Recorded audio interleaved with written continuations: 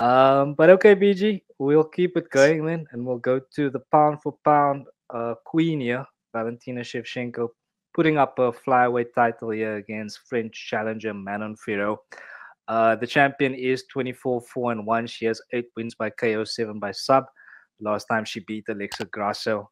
I think that was by unanimous decision, if I remember Yes, correctly.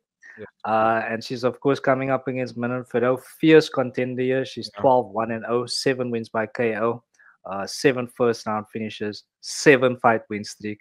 Last time out beating Erin Blanchfield by unanimous decision. So, yeah, I've been watching the build up to this, and Manon Fiorot tends to believe that Valentino's Shevchenko is kind of past the best year. Yeah. And she's lost a step or two. Is that a fair Mm. statement, or do you think that the champion's going to show her why she's the champ and why she's the challenger? I can see why my non is saying that. Valentino is 37 years old. And if you look at the way that they fight, they almost carbon copy of each other. It's just the one is younger, but I do think Valentina is more, again, like Leon Edwards, in terms of technique, she's smoother, more cleaner in terms of how she does her stuff. But Manon's got that ferocity and that just that aggression that Shevchenko had when she was, early 20s or mid late 20s, going into her early 30s, which is when she was in her prime. But I mean, if you look at the fight against, and this could be recency bias, but if you look at the fight against Alexa Grasso, who I thought was probably going to be a tough fight for Shevchenko, I did predict to win the fight. She went in there and 5-0 her in a way Mm. that was like, it was like, you don't actually want to see them fight again because it was like that bad of a beating.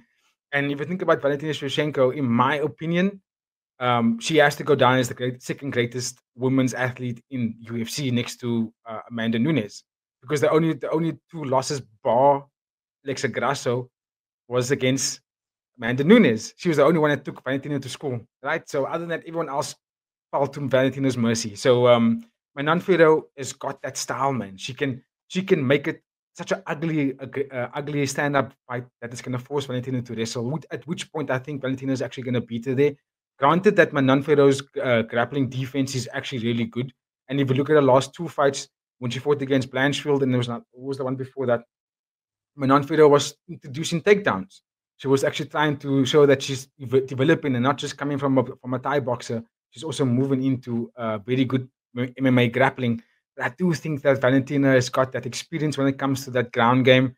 It's a little bit higher. You don't see a lot of women in the UFC putting people putting fighters into crucifixes and then beating them up. You know what I mean? Valentina does that a lot of the time with a lot of her opponents, which shows you the level of grappling that she's at. And dude, she's a champion for a reason. This is going to be a 10th title fight. You know what I mean? She has 9 in total at the moment. That's a lot of experience as a champion. You're taking on different kinds of opponents. You know what I mean? So yeah, as much as I think Menonfro is going to be one of the toughest tests for after Grasso, um, I still think Valentina's going to win 80. I still think that she's the champ for a reason. And the mindset that she has, the way she speaks about being a martial artist, she's not speaking about glory or fame, or she's just speaking about trying to become the best fighter that she can be consistently and take it as far as she can go. And when you're fighting someone like that, it's kind of hard to beat a fighter like that. Corey also talks about it. Corey Sanding also talks like that. It's not about I want to be the best in the world. It's more about I want to be the best fighter that I know I can be, and if that means I have to go through considerably the best athletes, and I'll do it. But it's not about getting a title, and it's hard to beat fighters like that, bro. And Manon is chasing a title, not chasing to be the best fighter. So let's see how that plays out. But I'm gonna have to go with Valentina Shevchenko again. It's hard to bet against her.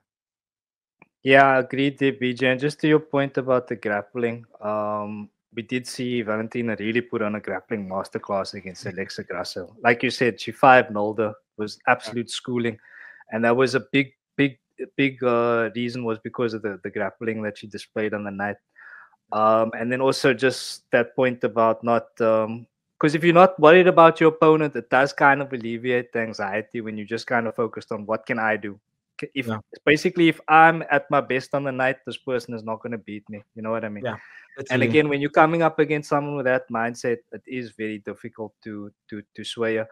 But having said that, the bookies are believing here, BG, Mm. that Valentina is the underdog at 2.25. Manon Ferro is Again, 1.6. And so a similar line there to Bilal Muhammad and Jack Della Minute later.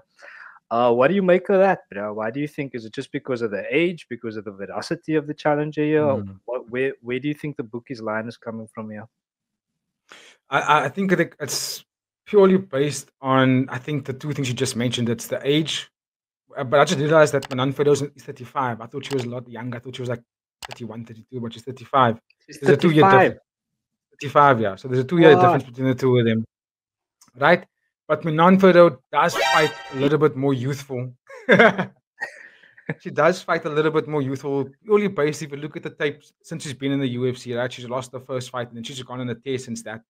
And she's hella aggressive. She's like she's shades of what Valentina was like when Valentina was early 30s, late 20s. Like she just goes forward, high kicking people to a fucking different stratosphere, spin kicking you the whole time, just looking scary. She looked like the bullet Valentina, you know what I mean? As Valentina got older, she started to integrate a lot more grappling, a lot more, which is masterful. I love it actually because it makes her even more difficult to beat.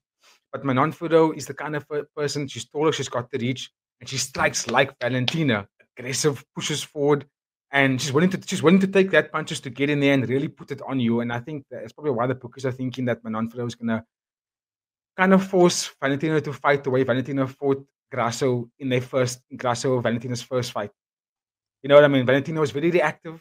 She was very defense minded in that fight. She was losing the striking battle in that first fight, and then it made her almost react to a lot of takedowns, which then she got reversed. And that purely came from Alexa Grasso on the front foot and making Valentina fight backwards. I think that's what they think Manon's going to do because that's exactly how Manon fights. That's what she's best at. You know, that's a number one attribute. So that's why they're probably making her the favorite in this fight. But she's going to come up against someone that's got an entire encyclopedia on how to beat people, and I think that's hard to fight against. Yeah, absolutely. So we're both going for the Valentina victory here, BG. How does she get it done? Decision. 5-round decision. Yeah. Fair.